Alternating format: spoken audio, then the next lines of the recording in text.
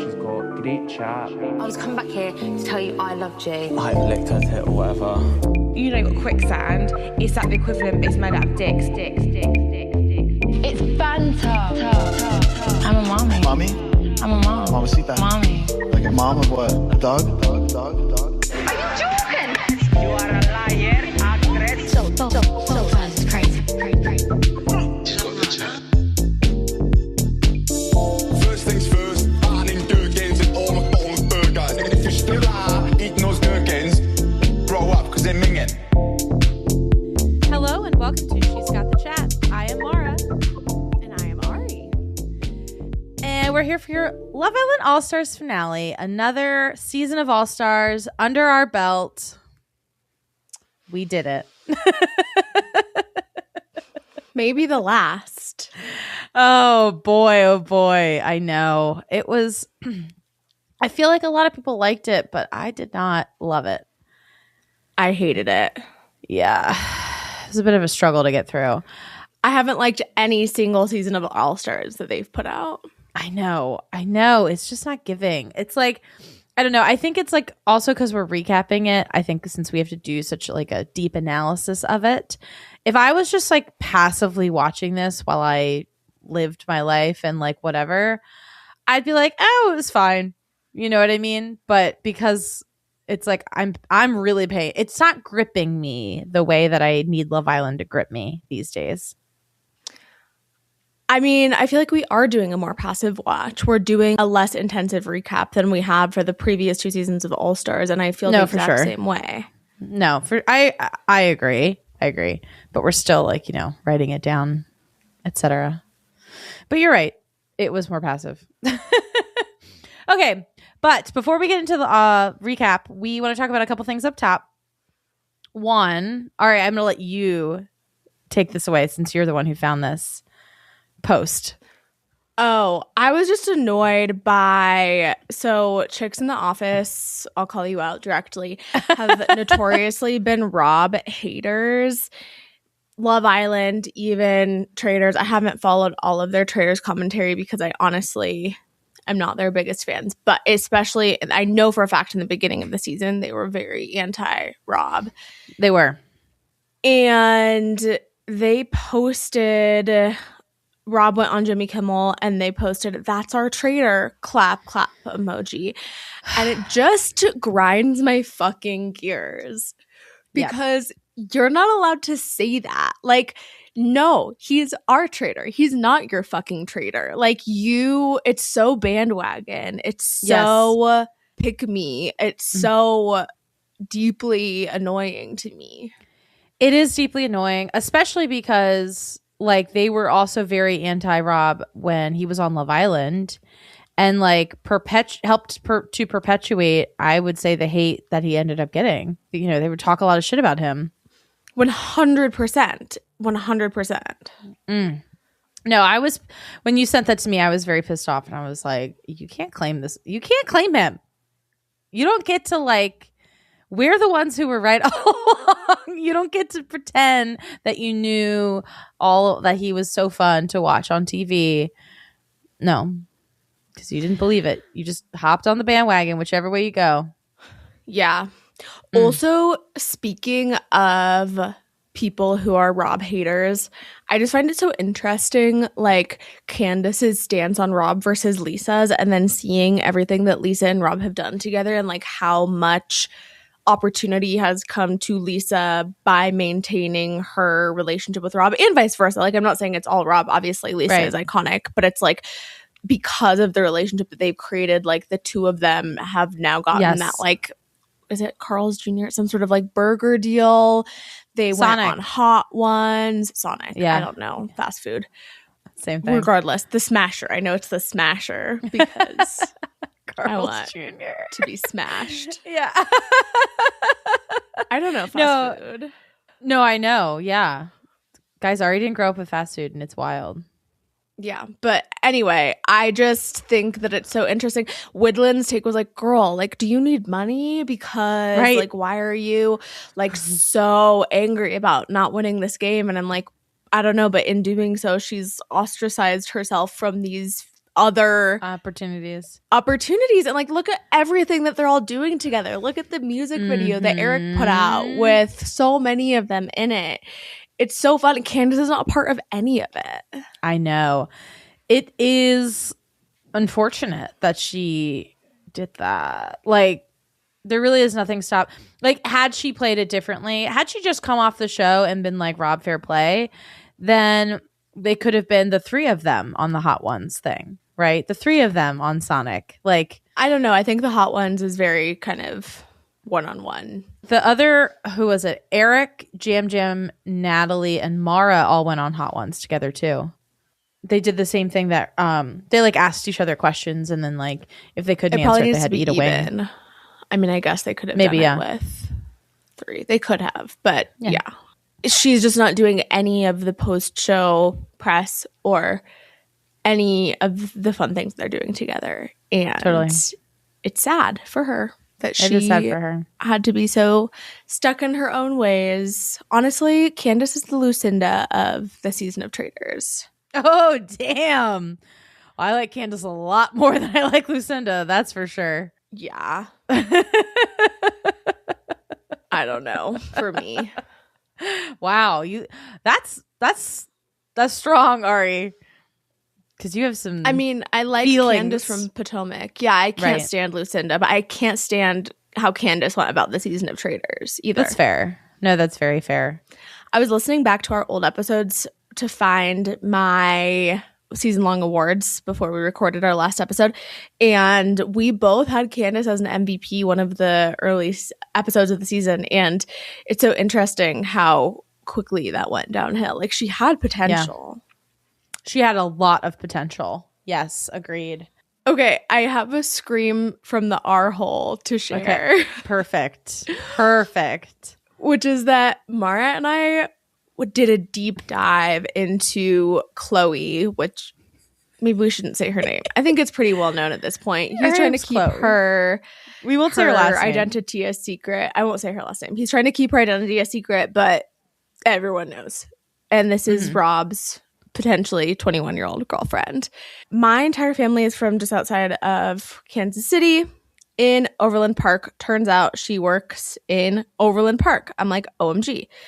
So I have been doing a crazy thing, which is that I have one first cousin in the entire world. She's 19, maybe 20. I think 19.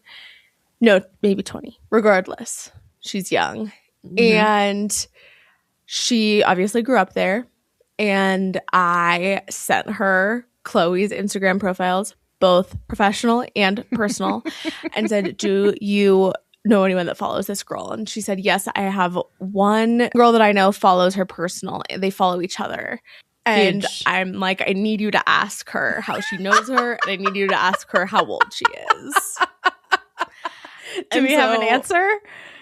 No, Okay. I'm trying not to push her because she said that this girl that follows her is at this point, and I quote, a mutual of a mutual, which is very Gen Z speak, but I think means they don't know Friend each of other a that friend. well. Yeah. That's fair. That's fair. I was like, you can just tell her like it's your crazy cousin, but I'm like, I need to Confirmation. know, because here's the thing: this girl is not Rob's soulmate.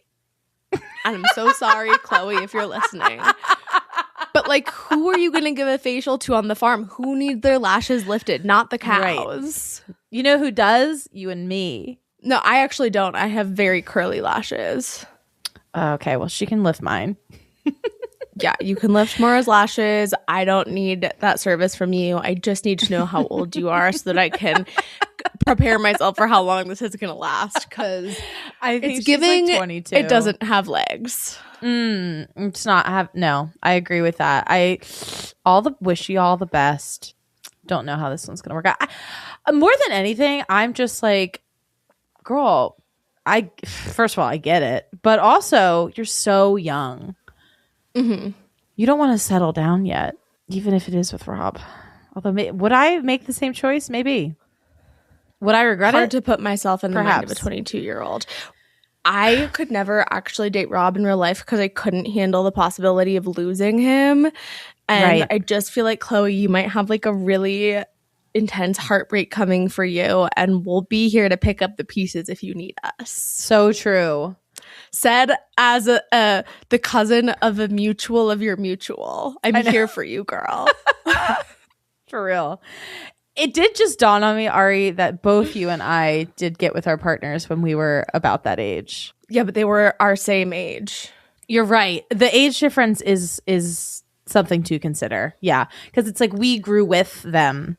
We grew with Gabe and Lucas, and this is like he's at a different place in his life than she's going to be. He's talking about wanting to settle down and have kids and stuff. And again, it's a lot of pressure. You can't give a lash lift on a farm. Also, I'm sorry, but like this girl 100% has she's a 22-year-old esthetician in like a major US city. You've seen Love Island. You knew who Rob was. Yes, agreed. And he said he was looking for someone who doesn't watch TV. I mean, I guess Love Island can't be avoided, ultimately. It can be if you're a farm girl. Okay, this is a good moment for the pivot. Okay. This is a really good transition. Speaking of farm girl. Speaking of farm girl, wow. Okay, guys, both Ari and I have listened to the first episode of Rob collab with Quinn, and we just wanted to share our thoughts. I'm gonna let you spearhead this one because I don't even know what to say. I don't really know what to say either, other than like I feel like there was like a BC and an AD now. Like there was like before I had ever heard this, and after I feel like a different human being. That was a Jesus reference. Oh, yes. A Jesus reference, definitely. Yeah. I just was like, first of all, well worth the $8. As my friend said, it was almost like the $8 was cheap for what I listened to. Yes. It was pretty spicy. I was like, there should have been a much higher threshold for me to get access to this content. That's what I'm like, I just like every time I think about it, I'm just like, I actually can't believe that this exists. You and I can't believe he did that. Live texted each other listening to this erotica, which has really bonded us on another level. But both of us, like, we couldn't get through more than 30 seconds at a time before I was like, ah. And I think you said it right too. Partially the reason that it's like so challenging to listen to is that he's not an actor. And so, the story is written for him. It is about him. It is about Rob. It's about Alex, who is Rob. And it's Rob. So it's just, it feels like so intrusive. It feels very intrusive. It feels like I was engaged, like I was doing something I wasn't supposed to do. Like I was listening to something that was like wrong. It wasn't for my ears. You know what I mean? Oh my God. Agreed. But I highly recommend it. I highly like you should download the app and you should get it. You should listen. I need everyone to understand what it's like to have listened to that. I must know how much they paid him. I am desperate to know how much he was paid. Like really and truly. I'm like, do you think they gave him like $1 million? No. Maybe. I don't know. Maybe. I also noticed that they posted, I think, today, something about how he said during the heart rate challenge, like, I know that what turns women on the most is what they're hearing. And what I took away from this clip is it was so stark, the contrast between the non-Southern accent and the Southern accent. Like, he has leaned into the Southern accent in a way that we never heard during Love Island. It sounded like a different person. I know. My friend, I made my friend Amanda, who like, she only knows about him via me and like does not watch Love Island, whatever. I made her and my other friend Emily, who does know him, listen to it at the same time yesterday, and they were cackling, first of all. But Amanda was like, does he have a Southern accent? And I was like, he does, but it's like very thick in this. Very thick. I mean, he's voice acting, but also Watch like out there for were even the- times when he leaned into that Southern accent on Traders. I feel like it's situational. Like it really comes out sometimes. And I need to know when. I got tingly. I need to know when. I feel like it might happen when he's a little nervous. I feel like it might happen when he's fucking. I mean, I agree. And I think that's why, because I'm like, honestly, it was like it felt really realistic. And I think that's what's kind of jarring for me, because I'm like, did I just have sex with Rob? You also listened to this at work. I mean? I did. I also listened to it again later, because since I could only listen to it piecemeal, and I was like dying. I was like, I need to like get the full experience. I need to just like power through and listen to it on a whole. Oh, you did? Yes. I was not able to do that. Oh, really? I just kind of forced myself to do it. I hid under my covers, like I said I was going to. I hid under my covers too, and it was still like I'd get 30 seconds and then I had to pause and like take some deep breaths. Yeah. I was just like cackling into my pillow, because I was just like, I felt so embarrassed. At one point I laughed and Gabe went, "What?" And I was like, no, don't talk to me right now. nothing to do with you. Leave me alone. Let me be in my little world right now, because I can't get out of it. No, it's crazy. Okay, well that's our Rob corner. I guess we'll stop talking about him for the rest of the episode. God damn it. I can't guarantee that. What are we gonna do? Are we gonna like recap Dancing with the Stars? Like, what are we gonna do? I feel like we'll just talk about him forever.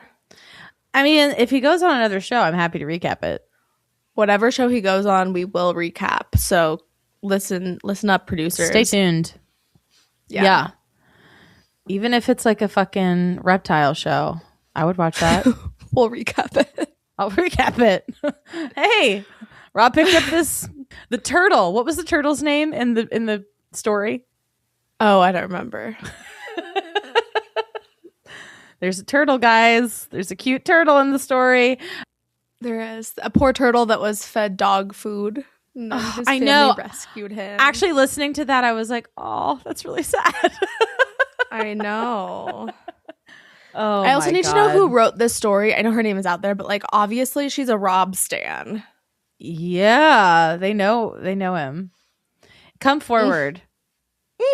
I saw Reptile Rob Obsessed posted who the intimacy coach was. There was an intimacy coach for Quinn.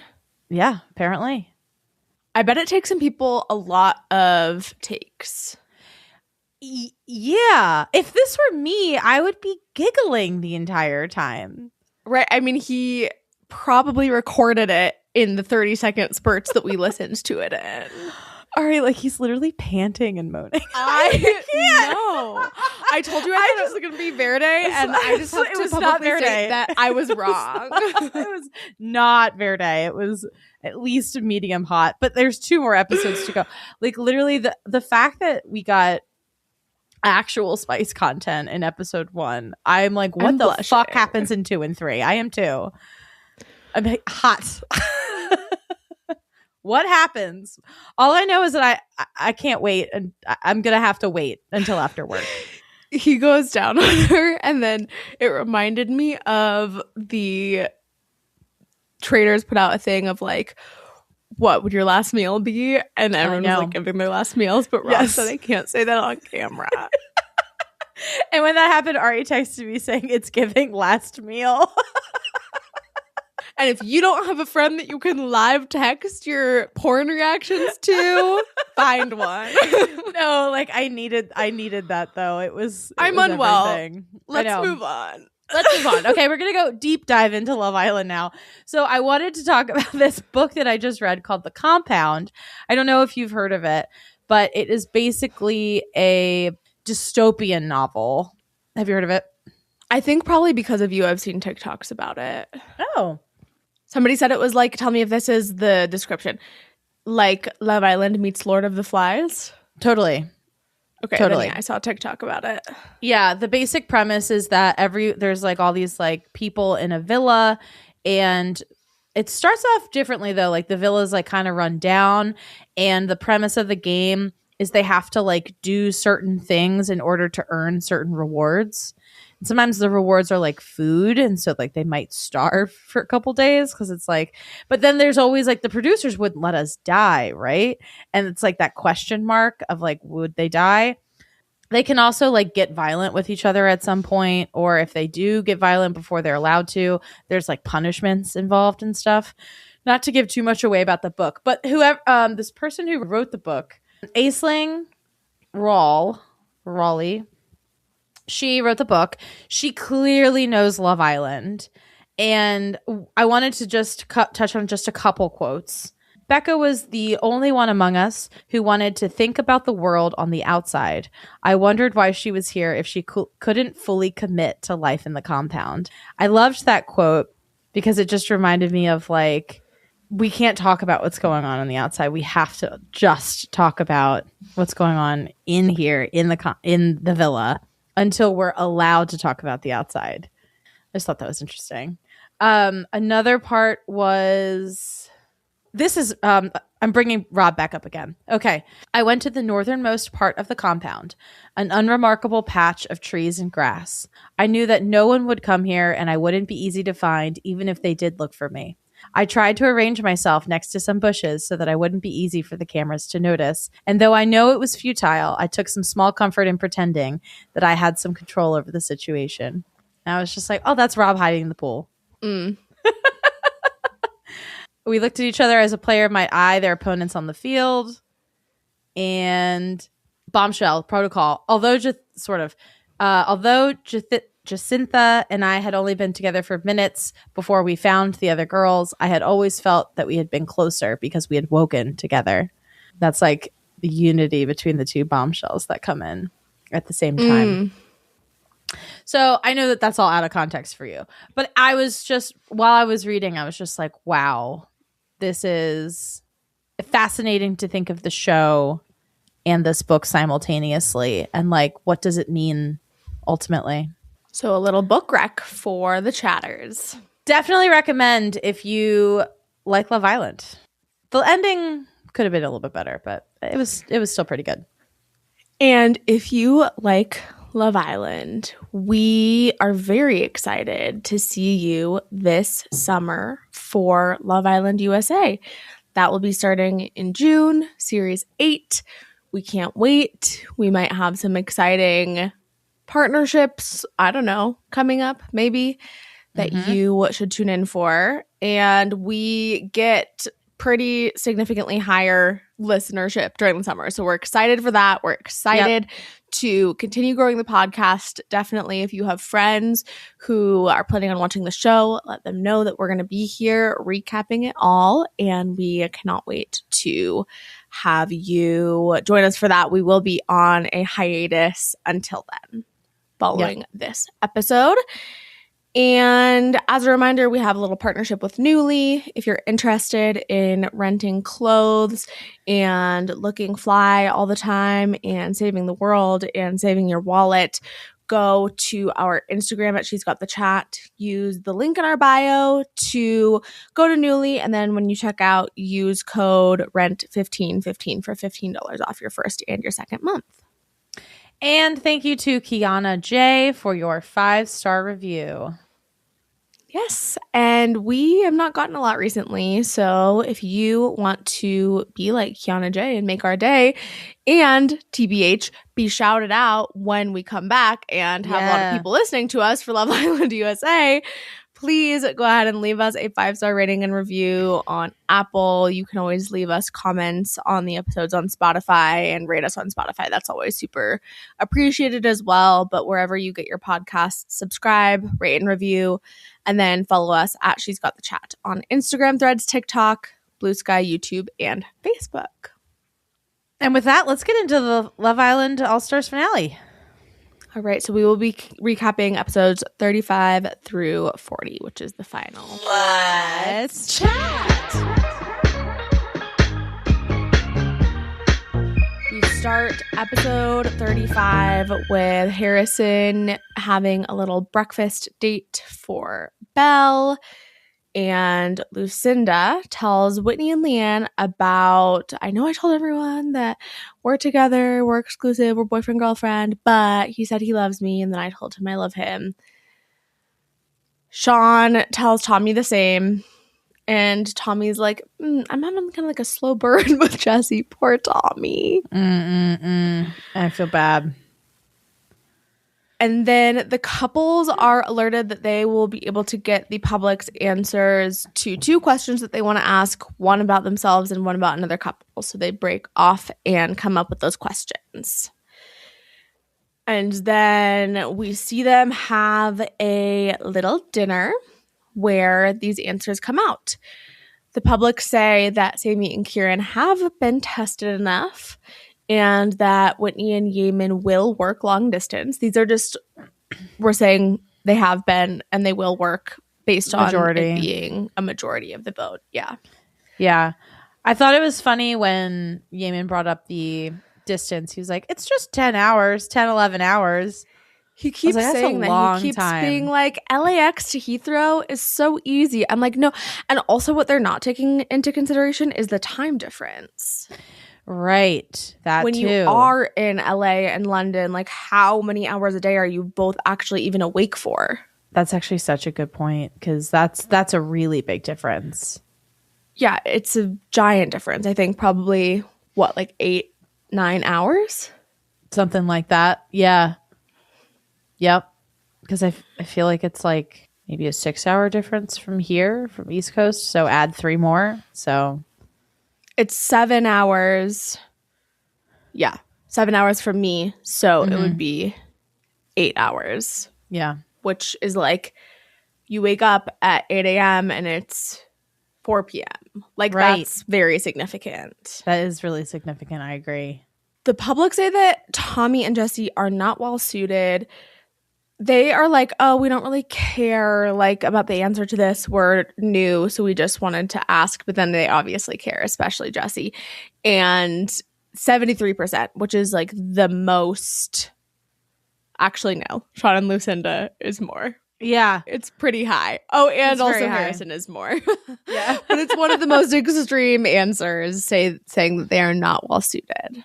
Yeah, yeah. Tommy's like, it has just been going slowly, but then all the other Islanders are like trying to back him up, and it's like, yeah, not going great. Sean and Lucinda asked the most Sean and Lucinda question ever: will we get married? And 75% say no.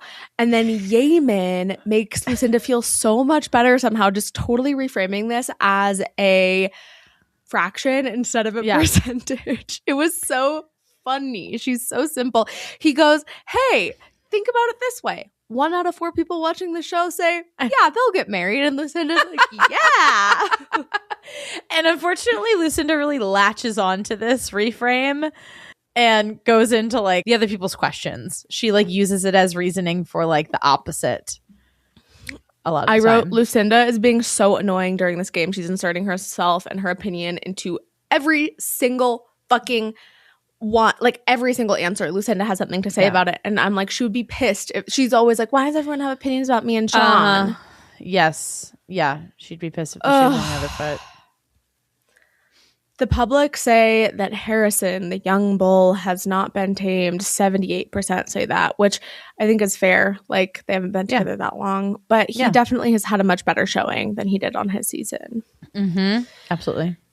The public also say that Zach does not like Millie as much as Millie likes Zach, but pretty even, 44 to 56%. Yeah, pretty 50-50. I don't think that, I mean, they didn't really get that upset, but they really had no reason to get upset about that. Zach said something that I thought was the perfect response to this. He says, maybe you're just better at showing it, and that's something I need to learn. Yes, that was good. Good job, Zach. Yeah. Perfect thing to say. Scott shares their question about will Scott be in Belle's DMs in a week? And he's like, it was meant to be fun, but Belle is pissed and is like, why would you frame this in terms of me? Right. You want to have a laugh at my expense. Yeah. The public say 75% you will not be in her DMs, which again, I'm like, so the same amount of people that think that Sean and Lucinda will get married, same amount of people that think that Scott will be in Belle's DMs, which is very specific. And it's not even like, will we work out? Like, that's what he's saying, is that basically that's the question they were trying to ask, and they framed it in this way. And I'm like, but that actually is a different question, Scott. It's a totally different question. I agree. Like he could be with Leanne and like still be texting Belle. And or they could break up and he could not be in Belle's DMs. Yes, that too. Yeah, Scott apologizes and is like, I wasn't trying to embarrass you. And they argue. Hey. The public are asked if Scott has come off as a game player. I feel like everyone's questions about other couples are now about Scott. Yes, definitely. This was Millie and Zach's question. Yeah. And it's pretty even, but 53% say no. And then the public are asked if Scott is here for genuine reasons. I think this is Harrison and Belle's. And I'm like, girl, maybe you shouldn't have gotten so mad before revealing that this was your second question. Yep, I agree. 59% think that he is there for genuine reasons, which is incongruent with the 53%. So some people are saying that he is not, that he is there for genuine reasons, but also comes off as a game player. 6% said that. I think that's fair. Well, no, because, 6%. You're right. Yeah, the difference between the two of them. 6%, if everyone answered all the questions, said that he is there for genuine reasons. But comes off as a game player. Yeah, that makes sense. Comes off as a game player. Yeah. Honestly, that's us. That 6% is us. It is. Yeah. Playing the game is the genuine way of being there. 6% slide into our DMs. That's 6% true. Come over to on the SGTC. podcast. I know. I do wonder what the number of people were that like actually replied to this. I'd be curious. The public are asked if Jesse is playing it safe with Tommy, and 83% says yes. I think this is what I was thinking about before, that this is the most extreme discrepancy that we got in any of the answers. Mm-hmm. And she gets really upset because he basically acknowledges that could be true. Right. They're like, but they say like, oh, is Jesse just with Tommy to get to the end? And I'm like, well, if so, that's a terrible strategy because they're not going to get to the end. Right. And then the public were asked, do you think that Scott made the right decision choosing Leanne over Belle? This is Whitney's question. And she's like, I'm just asking like to give my friend clarity. And he's so mean to her and is like, I didn't need clarity. I already knew that. But 76% said yes. And it's like, well, you were literally forced to ask questions about each other. So I know. Yeah. I don't have anything to add to that. The public were then asked if it was too soon for Sean and Lucinda to make it official. 55% said yes, because it's been a couple weeks. But alas, this is the show that we are watching. The public were then asked if Lucinda pieing Sammy was uncalled for. 63% said yes. I have the pressure notes on this. It's so annoying because Lucinda keeps laughing and being like, I just can't talk about the pressure of a pie, and she like thinks that is so funny, but I'm like, what we're talking about is you like putting like shoving something in someone's face, which is not funny. And I know that was a part of the game, but like she can't get out of her head that this is so funny, and it's like if you like hurt her, it's not funny. Basically, Lucinda is like, this is a you thing. Like when Sammy says that's her question, she goes, this is a you thing. And Bella's like, well, maybe you should actually take something from it, because then the public say, agree with Sammy. And then Lucinda says, who actually cares? When the number comes back, 63%, who actually cares? It's insane the way that she just is like, divert, let me put pressure on, divert. Like it's aggravating as fuck. Also, like, this would go away if you just were like, I'm really sorry that hurt you. And like, I was not my intention, but I'm so sorry that it came off that way, or that like it hurt you. Ugh. Period. The fucking end. Yes. Much like Colton, she's just like tired of apologizing. And so like is refusing to apologize now. No. Neither of them have actually apologized. What are you talking about? I feel like Lucinda apologized once. Maybe, and Sammy. then like laughed about it. Yeah, and then laughed about it for sure. They're both taking the stance of like, I'm tired of apologizing, but haven't actually taken accountability. Like that, Yes. I see the parallel in. Yeah. But there's no actual accountability being taken, or it would not continue to come up. And like, so that's on you, No, Colton, for sure. Lucinda. That's on you. The power to make this go away is in your hands. Yes, that's a fact. The public are then asked if Scott is holding back from making Leanne his girlfriend because he doesn't want to. 57% say no. And then Lucinda's like, that's pretty 50-50. Also, what kind of question is that? Like, of course It is he's weird. like, what? What would the other reason be? Right. Because he doesn't want to rush it. Like he wants to make Leanne his girlfriend eventually, but right now he doesn't want to rush it. This is like saying like the he doesn't want implication to is make because her. he doesn't want to at all. Yes, I think so. That's how I The way took it, it's at phrased least. did not make me. I would just have vote like, yeah, of course, because otherwise he would. Right. Yeah. Scott says he doesn't know little things like how she texts. And this was rough because Belle really latches onto that and is like, what the fuck does that mean, basically? And he's just like, I don't know. Like, I haven't met like her family and I don't know little things. That like, as if like Leanne still has something to prove to him to be worthy of boyfriend-girlfriend status.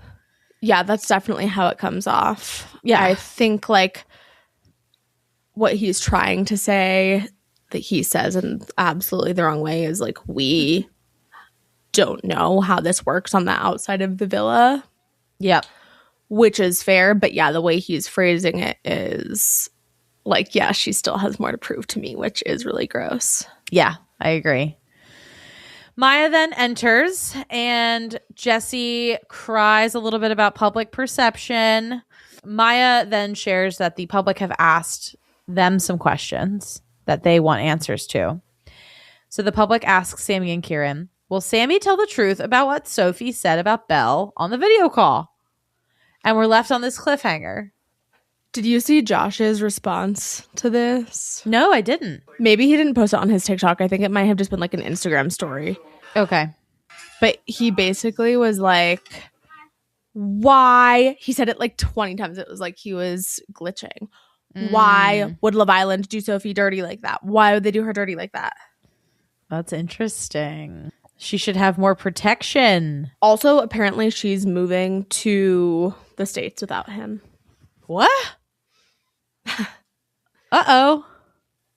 She said they're staying together, but doesn't seem great. It's giving That Whitney and Yemen. Amen. Yeah, but I feel like this is worse. Like going from being together into long distance, it's really tough. Agreed. Yeah. Sad. Well, we move into episode 36. Sammy says that what Belle did to Lucinda, and I wonder if she meant Leanne. I wonder if she misspoke.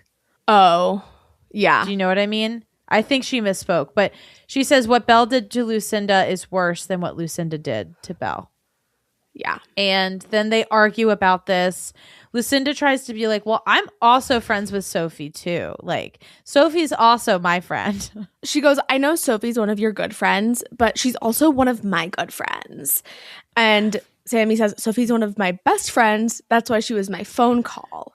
And then Lucinda says, okay, well, it's not a competition. I know Sophie as well. We know each other.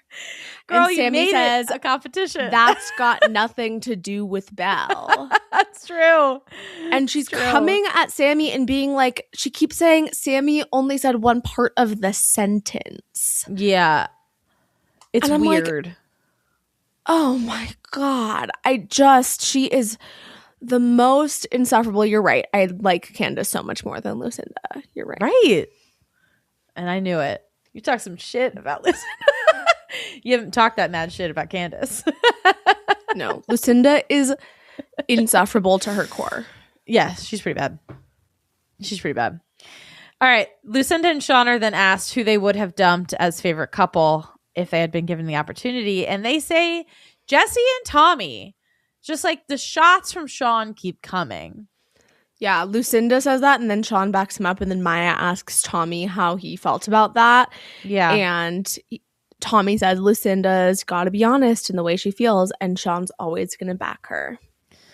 And that's the facts, because Sean he just like mindlessly backs everything she says. Like, he didn't think about that at all. He was just like, must support Lucinda. I'm sure he did think about it. You think he was just like, fuck it, I don't care about Tommy? Kinda. Damn, that's rough. Tommy should stop talking to Sean. He ain't your friend. 100%. There's so many people in this villa who love Tommy and seem to really genuinely be there for Tommy and be nice to Tommy. Please prioritize and invest in those relationships, Tommy. Mm-hmm. The next question is, what made Leanne take Scott back? And she was like, our feelings didn't really go away, and also we lived together, and so it was really challenging. And then the follow-up is like, would you have taken him back if you had been on the outside? And she's like, no. Which is not a great thing to say, I will say, on the show. It happens a lot, I think. It does. It does. But I think that diminishes your chances of winning. Oh, good point. Super good know point. What I mean? Yeah. It's honest. She's being honest. And like I from a realistic standpoint, I completely get that. But from a gameplay standpoint, I would lie and say, yeah, if he had come back to me the way he did in here, I would have probably taken him back. Or like, yeah, because our connection is that strong. Right. It's worth it. And that too. No, such a good point. Yeah. Maya then asks Scott, like, what do you think about that? And he's like, thank God we're in here. Yep. Even though being in here means I don't know how she answers the phone, so I don't know if she's good enough for me yet. Exactly. Okay, the next question is, does Whitney getting involved in drama put off Yaman? Yaman, great answer. He's like, I love the fact that she says shit with her chest. I love her confidence. No, it does not bother me whatsoever. It's like, period. Yeah. Yaman. He's like, maybe we could like edit here or there, but I love her for who she is, basically. I know. It's a perfect answer. Perfect answer.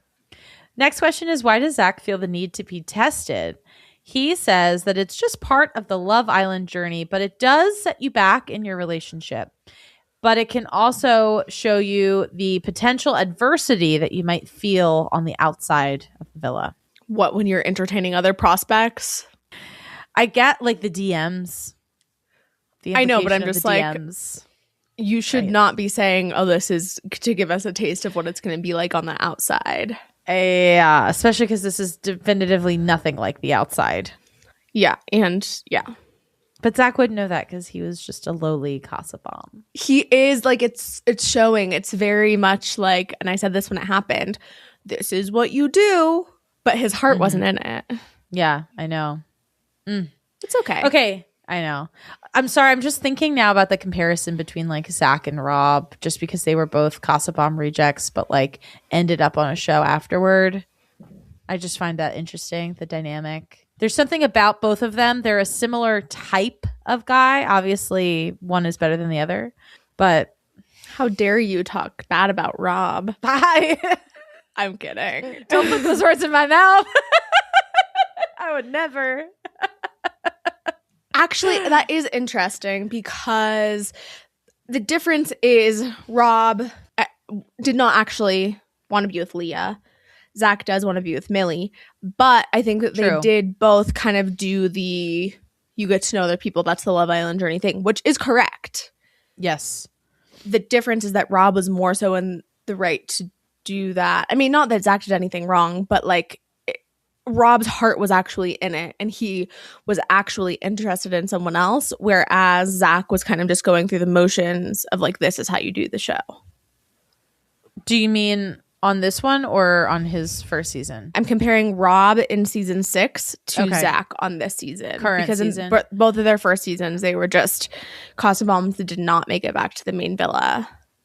Well, you know, another distinction that I think is important is that Zach was essentially another Casa bomb this year. So essentially, and Rob came back as an OG Islander. Yeah, exactly. And that is, I think that's the biggest difference and distinction. Because yeah, Rob was much more able to be like, this is my journey, yada, yada, yada. But as you know, being a Casa bomb, you kind of have to go all eggs and then leave it for the most part. Yeah, agreed. Yeah. Okay, next question is Jessie only with Tommy for airtime?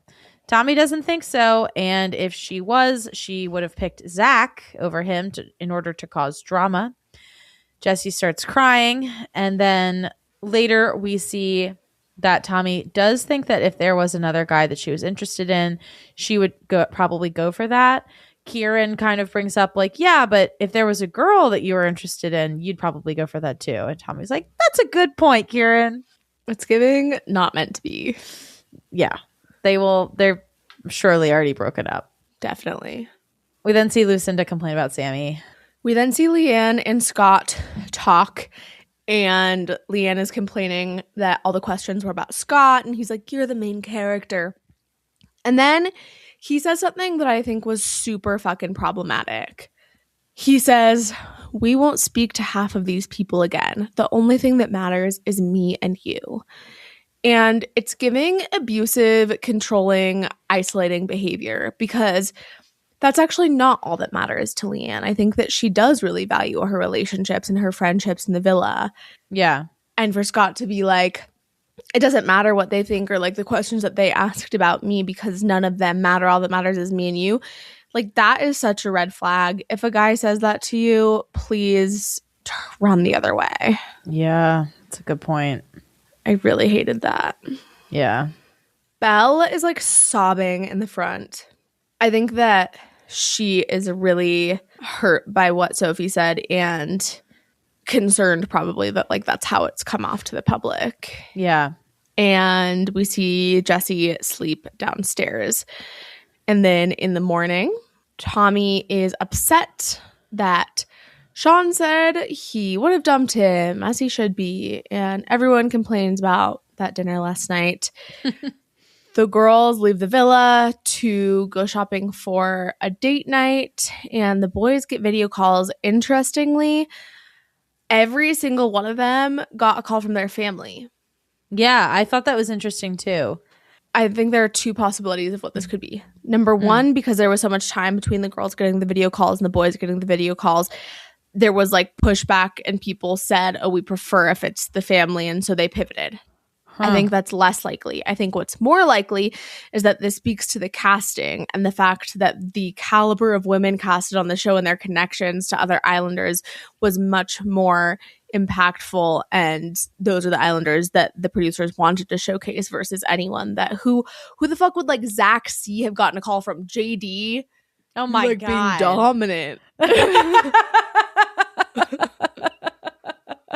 Dude, that's such a no. I think that that's more accurate, Ari. I agree. That feels spot on to me.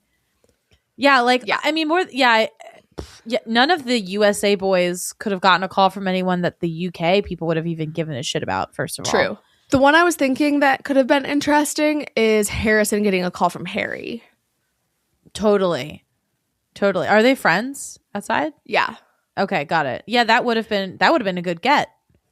I know, I think so too, but I have a feeling that they wanted Harrison to have this like emotional moment with his family. Anyway, we'll get into it. Yeah, that makes sense. Okay.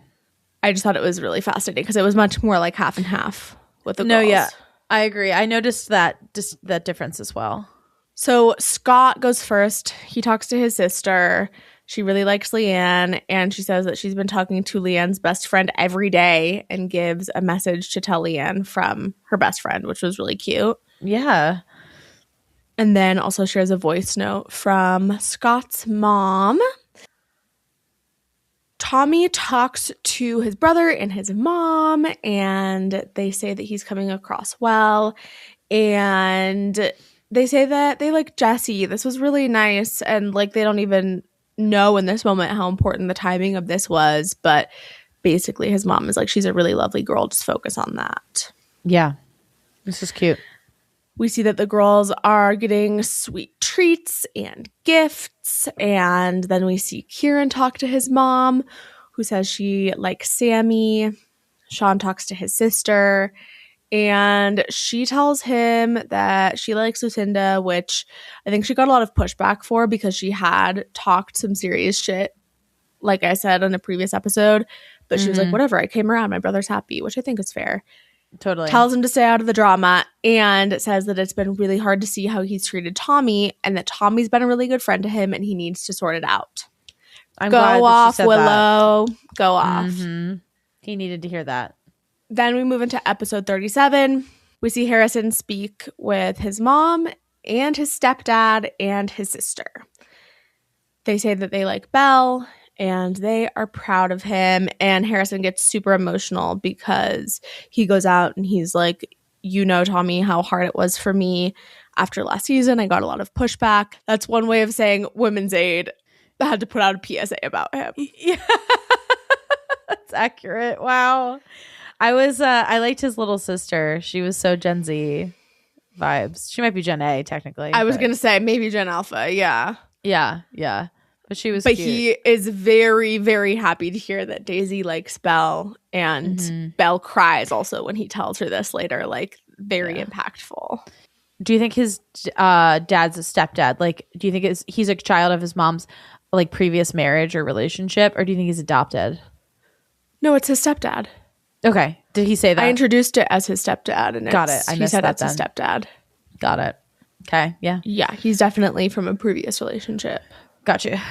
Zach talks to his mom, and she says that she likes Millie. She's like, your first kiss, Zach, was very passionate. So passionate. You guys have so much passion. They kind of do. No, they do. But I'm just like, can you imagine? I'm like blushing for him. Like, I know. Imagining like your mom seeing that and then saying it to you, and it's just a lot. Yeah, I'm with you. That would be But very... she seems so sweet. So sweet. I was like, honestly, all I could think about with like the parents of like the American parents, I was just like, how many of them are MAGA? And like, is that a deal breaker for other people? I mean, we only saw Yemen's dad and Zach's mom. Right.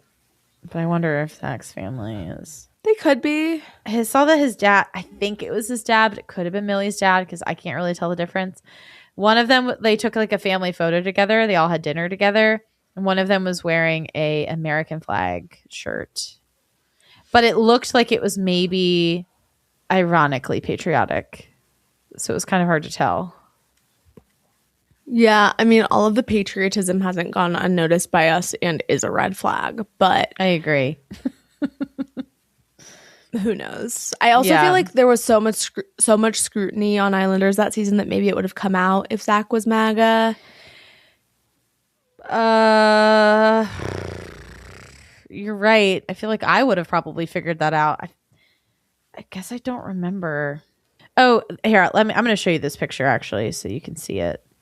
Like, it looks like there might be a Native American on the shirt in front of a flag. But I can't tell whose parent that is. But now that I know what his mom looks like, it's like definitely a person of color on that shirt. They're eating Indian food. That's a good sign. Well, it's just because that's like the best food you could get over there. Everything else sucks. Sorry Arizona? to UK. No, they're in the UK. This is Millie and Zach's family. I Wait, think. Mara. What? That's the fucking craziest thing I've ever heard. London has like some of the best. Like, my brother and his wife did something that you can apparently only do in like a very few cities with their friend group, where they went through the alphabet and had dinners like monthly or something from a country that started with every letter of the alphabet. Like, there is so much good food in London. I know that there are plenty because it's like New York. Like, there's plenty of food. I just meant like in terms of, first of all, there's great Indian food though. So like it makes sense to me that they would get Indian over any other dish because there's really good Indian food there. But I'm also just, English food in comparison to that like is not good. English food is not great, but saying that they don't have any good food is fucking crazy. I just meant the English food is bad, but obviously that's not what yes. you said. Food around You're from other places around the world canceled. is, oh my god. Food from other places in the world that have been now implanted into London are delicious. Yes, I agree. I ate well when I was over there. Like, zero complaints about where I ate. So I know they have good food, but anyway. Yemen talks to his dad and he says that he thinks that him and Whitney are a good match. Yemen is like, for some reason, in shock that his dad has been watching the show. But then he goes out and he cries and like he doesn't really say anything about the conversation. He just says, couldn't have asked for a better dad, man. It's so sweet. So sweet. Every know. single one of the boys cried. I know, it was cute. I was here for it. So cute. I loved it. Yeah. Maybe this is why they did family, is because they were like, these boys suck and we need to like humanize them. I mean, they've been crying all season though. You know? Not like this. It's true. The girls then return and we see Sean talk to Tommy and apologize. This was like such a boy apology where he was just like, yeah, all good, man. We're going to be and like they dap each other up. It was bad. Everyone gets into their couples and has a little date, and they give out the presents that they got them at the store. The girls give out their presents. What was your favorite present? Mine was Whitney with the mango. I liked when Whitney gave Yemen the dog and he goes, "Is that a llama?" And he's like, "Oh yeah, it is a dog." I'm like, bro. I liked the mango too, though. That was pretty good. I also liked Sammy's hat that she got for Kieran. It said, "Don't feed the squirrels." I know. Was that like an inside joke? It must have been. Yeah. It's a cute hat. They though. talk about their phone calls, and then the Islanders learn that the public have been voting for the most compatible couple, and we have another unceremonious dumping. Yep. So the couple with the fewest votes and up from the villa is Jesse and Tommy, to no one's surprise. It was sad, though, because we had literally just seen them on their date. Tommy was like, will you come back to the bedroom tonight and like sleep in my bed? And she's like, of course. And then immediately it was like, nope, neither of you are sleeping there tonight.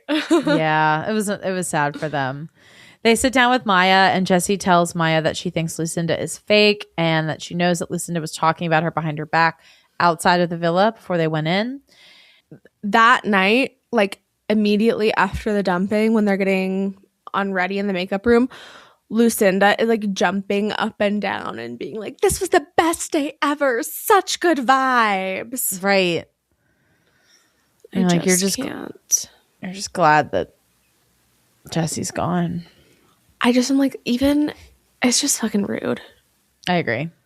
She would have been like, again, shoe on the other foot, so upset seeing that somebody did that the day that she was dumped. That's so true. That's so true. Not even the day, like directly fucking after. Right. Right. And also, like, Sean's like supposed best friend just went home. I just fucking can't. I cannot with this girl. I know there's a huge lack of empathy just across the board. In the morning, Whitney says that she could live in LA, which I found interesting. And Belle says she is surprised by Harrison. And then all of the previous Islanders enter the villa to vote on which couple is least compatible. So that moves us into episode 39. The previous Islanders vote. And first up is Charlie. He talks a lot of shit, calls people fake, gets into an argument with almost everyone, and then votes for Leanne and Scott. Him and Scott go back and forth. It's stupid. Mm-hmm.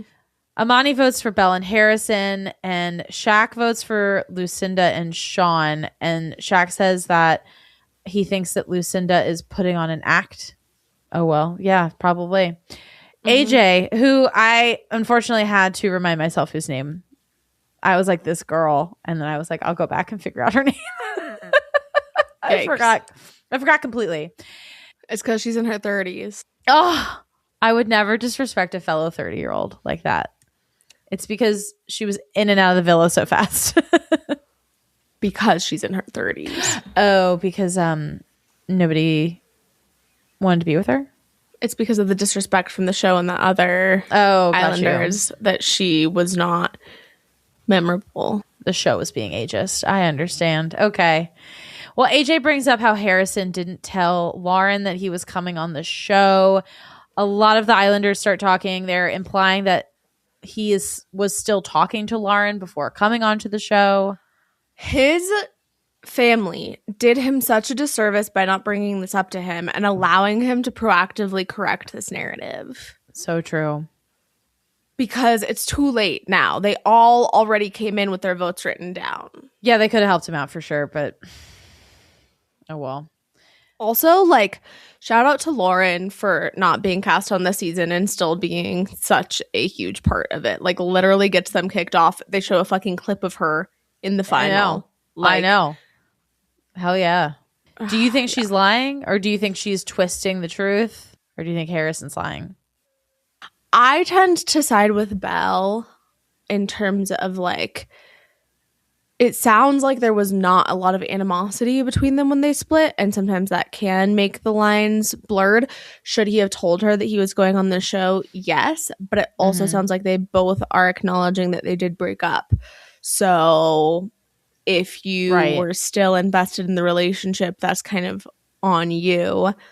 I don't know. Like, I think he probably could have been more clear with her, but I also think that she's being pretty extra about it. I agree. I don't know that he necessarily like owes her that conversation unless they were maybe hooking up. But like, even then, it sounds like they weren't. Right. It sounds even like they weren't. She said in the way she said it was really weird in the podcast. She was like, we basically were in a relationship. We just weren't seeing each other that much. So I'm like, okay, you were still talking, and like, it's on both of you to be like, we're breaking up. We need a clean split. Like, that's not Harrison's fault if you were both doing that. Yeah. But if you're not spending time together, then I think you're probably not hooking up. Right. And thus not together. Yeah. Well, AJ votes for Belle and Harrison. Curtis then votes for Scott and Leanne and says that Scott doesn't show his feelings. And then Jess votes for Belle and Harrison. Jack then brings up Lucinda's sugar daddy. Props to Jack for bringing up the tea. And she says, yeah, that's been like an ongoing thing for ages that's been online. I'm like, girl, that's not a denial. That's not saying it's not true. Just because it's been online for ages, maybe it's been going on for ages. And then she clarifies later to Sean, like, I'm not in a relationship. And he's like, you are now. And she's like, oh, like, I wasn't in a relationship. And I'm like, nobody's saying you were in a relationship. This man is for sure her sugar daddy. Yeah. She didn't do a good job of, like, shutting this down at all. And I think when we talked about it before and I read an article that said she denied it, I'm pretty sure that this is what that was in reference to. And I just have to correct myself. This is not giving a denial. It's giving confirmation. Yeah, I tend to agree. Yeah. Jack then votes for Sean and Lucinda. Carrington votes for Belle and Harrison. Connor votes for Leanne and Scott. And then Cher votes for Belle and Harrison. Jesse votes for Lucinda and Sean. Helena votes for Leanne and Scott. Kira votes for Belle and Harrison.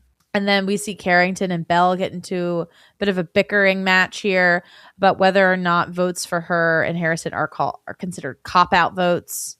She keeps calling it a cop-out. He's like, it's not a cop-out. It's just our opinion. It's our opinion. Yeah. Yeah. Tommy then votes for Belle and Harrison, and Tommy says that Lauren is saying things on podcasts. Harrison denies the claims that Lauren is making. Belle and Harrison go home. They talk about their journeys, especially the Belle and Lucinda drama, and then the couples discuss the commentary from the other Islanders. Lucinda and Sean want to prove people wrong, and Whitney and Yeaman like how her previous couples are supportive of them. She specifically says, I loved this quote from Whitney, you know it's a good day when your exes become stans. No. And Yeaman's like, stans is crazy. Stans is crazy. Stans is crazy. It's cute though. I loved that. And then we see our final baptism, and I just thought it was so funny the dress that Leanne was wearing. Like, poor thing, her full boob came out. I know. And then we move into the final, which we will not discuss that much. But as always, Maya sits with all the finalists and talks to them about their journeys and how they're feeling. We get our footage of what happened the previous day. The Islanders are having a cookout. The boys go shopping for food, and I swear, like, they just are like chicken, steak. They get like every kind of meat. Yeah. Very boy. Very. And then they have their cookout. Maya talks to the previous Islanders while they have the vote open. And immediately she comes at Curtis for this Valentine's Day post. His sister-in-law posted him on Valentine's Day and was like, looking for a Valentine for Curtis. And he goes, yeah, find me love. Oy. And Kira is on this. She's like, that's fucked up. Like, we were talking every single day leading up to it. You didn't say anything to me about it before or after. Mm-hmm. Honestly, fuck Curtis. I agree. I really liked how they gave us the actual content. They gave us the video. They gave us the podcast clip because they haven't always done that in the past when they bring up things that have happened on the outside. And I was like, yes, show me exactly what you're talking about. Put that shit up. Yeah. I'm really glad that it got brought up. Curtis just in general like looked like a fucking fool this whole season, and he should, because he is. Agreed. This is why we'll never be the podcast that Ex-Islanders come on, because I'm like, fuck Lucinda, fuck Curtis. I don't want to talk to them anyway. It's fine. Yeah. Whitney, please, if we could have anyone. Oh my God. Whitney would be a dream. Kira gives him shit, like I said, and then calls out Jack for speaking about her business, which I don't know what that was about. I didn't know what it was about either. It was clearly in reference to something that had occurred on a podcast, I think. I saw Jack on a lot of pods, but I don't know what he said, unfortunately. Jesse and Tommy have not gone on a date. Shock. They were like just dumped, but Yeah. Carrington is coming to the UK. Jack apologizes to Kira. Imani and Connor are FaceTiming every day. Shaq is still interested in Belle. Okay. This was so awkward. It was really This was a really awkward moment. Belle and Harrison have been having deeper chats, and then they show the clip of Lauren on the podcast. I loved Belle's response to this. I thought it was perfect. She was like, it's not nice that she's upset, but like, honestly, it's not my business. Totally. And like, That I'll was a let good reply. them work it out. But like, kind of also backed Harrison. I think she just handled it really gracefully. Mm-hmm. And then we see our order. In fifth place, racism. Yep. Whitney and Yemen. Totally robbed. Insane. Absolutely fucking crazy that they got fifth place. I think I'm actually more mad about this than I was about her getting third. Runner up. Oh, was she runner up? I always forget that. There you go. Way more mad about this than her getting Well, runner up. because Locken was not a dark-skinned black person. I know. And that's why. Therefore, yes, exactly. That pisses me the fuck No, off. this actually makes me fucking sick. But Yep. they're obviously graceful about it. Maya asks Whitney about the advice that she gave Scott, and she's like, I support him and Leanne now. And then in fourth, we have Lucinda and Sean. Good job, UK. You did one thing right, kind of. They should have gotten fifth, but Yeah. did I not say, because we had been giving our finalists and we'd been doing four couples, and did I not say I'm scared that the public will put Lucinda and Sean in there over Whitney and Yemen? You were right. 100% accurate predictions, unfortunately. The one thing we can always rely on, racism. Yeah, racism. It's consistent. I'll give him that. Lucinda says that she should laugh less, and Sean still sees Tommy as a great mate. Of course you do, Sean, because course Tommy you- didn't do anything bad to you. Because Tommy is a good friend to you. Yeah. Crazy. And then in third, we have Leanne and Scott. They talk about their journey. And then Maya sits down with our top two, Sammy and Kieran, and Millie and Zach, and they talk about their journeys. And she calls Kieran Curtis. Yikes. And then we see the classic messages from home, and patting myself on the back here.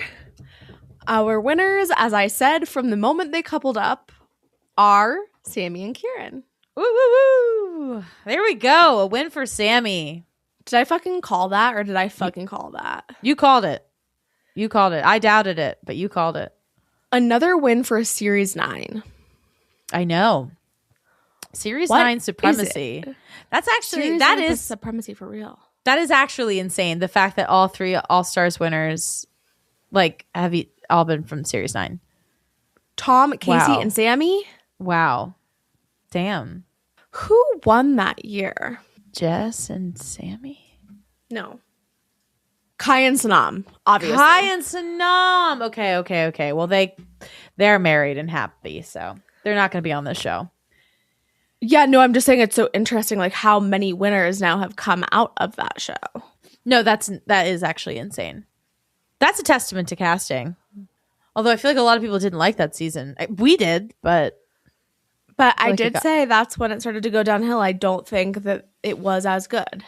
It's true. It wasn't as good as 8. That's definitely for sure. Yeah. 8 was great. Okay. All right. Hot take? Yes. All right. This is from a loyal follower of ours, Miss Corey Lala. Hey, Corey Lala from Instagram here. So my hot take for Love Island All-Stars is that, and I hate to say this, but Yemen kind of giving Kendall from Love Island USA vibes. And just hear me out. From a U.S. perspective, they both kind of seem a little bit corny. And I will say that Yemen seemed to have far better intentions than Kendall. Kendall really seemed to be like there for the clout. And Kendall seems to be really, really insecure. Where Yemen definitely did not have that, great of insecurities about him. But what nailed it for me was when Yemen was trying to insert British slang into his vernacular, much like Kendall did. And I'm worried that if Whitney catches a whiff of this, if she's out in the States visiting him, that she might be dipping out. Because Whitney not going to stand for that shit. But anyway, I'm just happy that Lucinda will not be on my screen anymore. Hopefully now and forever, let's all light a fucking candle for that. I'm dead. Wait, does this good. not harken back to my take that Whitney this season has only been with people who would work at Disney? It does very much harken back to that because Kendall would for sure work at Disney. Oh, but comparing someone to Kendall is like the ultimate insult. It's so rude. I know. I agree. I totally see your point, Corey, actually. Obviously, Ari and I share different views about the British slang vernacular, but I did forget that Kendall was doing that. Was he doing that during games? Is that what she's referring to? I don't remember. What did he do? Or he might have been doing that on season 6. I think he was just trying to be like relevant and was just like saying random nasty. I hate that. I hate him. Yeah, this is such a funny take. I do think that he's corny. I do think that he falls into that category a la Jack and Connor. I said that as well from the beginning. She likes to like lose her a little bit. I do think that Whitney could get the ick. I think that that's a very strong possibility. Oh, she seems really into him. For sure. Have you ever been really into someone that you've gotten the ick for eventually? No. Oh. Well, I think it could happen. I've gotten the ick, but never on someone that I like really liked that much. Like I only ever gotten the ick when if I wasn't sure if I liked someone or not. And then they did something and I'm like, cool, bye. You're like, I definitely don't. Yeah, maybe she won't. I do think they're into each other. I do think he could benefit from different facial hair, different haircut. I don't know. But just to comment also, Corey, on what you said at the end there, light a fucking candle for that. May Sean and Lucinda, this is my prayer to end this season of our podcast. May Sean and Lucinda live happily ever after in Candyland and never again step foot in my fucking villa. Yeah. Bye, Amen. Lucinda and Sean. I'm singing Bye Bye Little Sebastian. Oh, I thought Miss American Pie. Oh, it does sound like that. Bye bye, Lucinda and Sean. I actually think that works better. That does work better. Hear my prayer. Our prayers have been answered. They're gone. Amen. It's done. Lord, hear our prayer. Okay. Wowie. All right. Awards. Maura, who was your MVP of this season of Love Island All Stars? I have a strong suspicion we probably have the same person. I'm going to give mine to Sammy because I think she carried the win for them, for her and Kieran to the end. I think that she did a good job of getting into the drama this time, but not being like a villain. I think she was a little bit more likable this time around for the mass audience. What about you? Oh, I have seen differently. Oh, I think people are interesting. really think she's a bully and are not into her and are like, rigged. I can't believe they're one. It should have been Leanne and Scott. I've seen a ton of comments like that. Oh, okay, but are they forgetting the racism? Because that's why. That's why, but also what you pointed out about I wouldn't have given him a second chance on the outside. I think there are other ways about how they went or about their relationship that also played into them not winning. I agree. I think that if I'm to take the racism out of it, I think that is what solidified them third place. Mimi and Josh just won. Right. And Wow. Tony and Cash. The way that I forgot about them. Mimi Tony and Cash literally just won. Tony and Cash did win. Yes. Yep. So I do think that Scott and Leanne could have, but yeah, I mean, all white, top 4. Yeah, rough. You are incorrect. I actually have a different MVP, and that's partially because I didn't give Sammy MVP. Like, I think that overall she played a good season, but there was no like week that she really stood out where I gave her MVP throughout the course of the season. I think, unfortunately, this season was really, really taken over by Lucinda and her drama. And because I found myself pretty much consistently, except for the one thing that Belle should have done that she didn't do, was talk to Leanne earlier than she did. But because I found myself consistently siding with Belle, I know this is very controversial, but I think Belle was the main character of this season, and I am going to give my MVP to Belle. That's fair. She was definitely a main character this season. Yes. Yeah. Who was your most toxic Islander? Lucinda. Okay. Yeah. What about you? I was like, maybe you're going to surprise me and say Charlie or something. No. Yeah, I also have Lucinda for very obvious reasons. She ruined the season. Yeah, a little bit. What was your LOL moment? This is more of an LOL for us, but little gifts. Any gifts. Makes me laugh to this day. It'll never not be funny. Actually, guys, if you want a t-shirt, I've been thinking about this. If you want a t-shirt that says little gifts, any gifts, or something like that, please let me know, and I'm going to make that happen. Okay. Holler at your girl. What was yours, Ari? Little gifts. Any gifts. Yes! We had the same one. Oh, I love that. That's amazing. Oh, it's so funny. It's so funny. It's so funny. Okay, what was your error? Lucinda coming into the villa and immediately making an enemy of Sammy by trying to convince her that they weren't friends. That was a pretty good error. What about yours? I went with an old thing that happened. Shaq's general play, deading it with Helena, doing a bad job of going for Belle. That whole series of events was like he was dead in the water. And I think if he had played that a little bit differently, he could have had a better run. Totally agreed. What was your most shocking moment? Millie sending home Charlie. Just because we've really not seen that before, and I thought it was awesome. Yeah, same. What, is that yours as well? Mm-hmm. Yes. Nice. Millie dumping Nice. Charlie. I love that moment.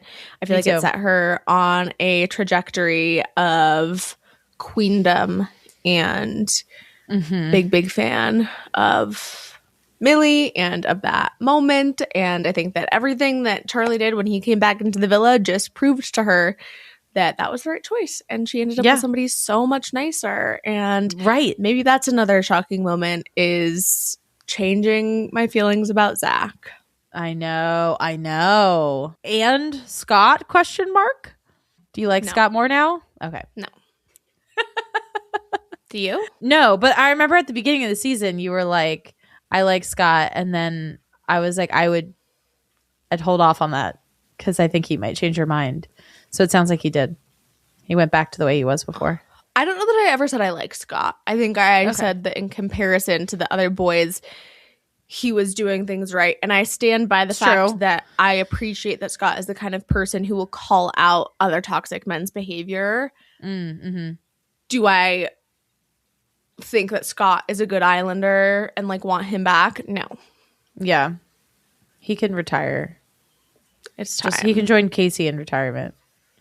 But I would still still don't don't Casey believe back. that Casey is retired. Yeah. I'd be okay with him coming back. Of course you would. I love Casey.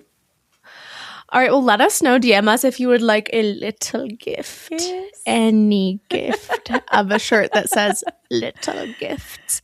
Any gifts. Maybe like with like salad fingers. I know. Imagery. Or like, salad finger imagery. Or like, I could even do like a Curtis illustration, but I'd rather leave him out of it completely. I do like a salad finger. Yeah, I don't want to wear a Curtis I've got shirt. it. I've got the image in my mind. It's locked. We can make these shirts. What is the image? It's going to be like a salad fingery spindle hand holding a gift. And it's going to say in cursive, little gifts, any gifts. Or like that? holding the words. Little gifts. Or holding any the gifts. words. I like that. Maybe like a I see like bow the words somewhere. with like spindly hands around it. Mm-hmm. I like that. That's what like I that. see. I feel like there has to be a bow somewhere to indicate the gift. Okay. But maybe not.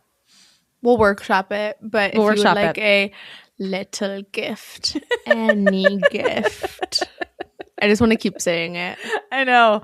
It's a stem. Let us know.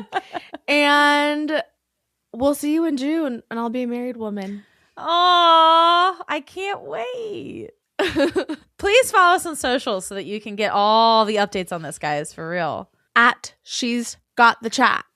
She's got the chat. I'm gonna be like a correspondent for Ari's wedding. A paparazzi, I'm gonna- if you will. I'm gonna like hold a mic. I'm gonna make Lucas like film me and be like, I'm reporting live from Cabo. Wait, will you buy one of those little mics that people use for content? I have one.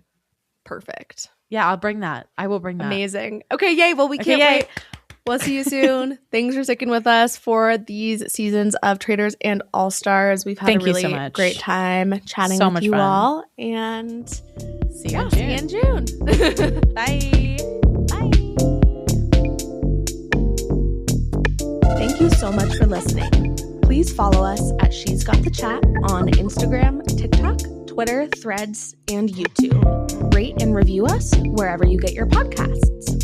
Please share us with a friend, an enemy, a coworker, a family member, a local politician,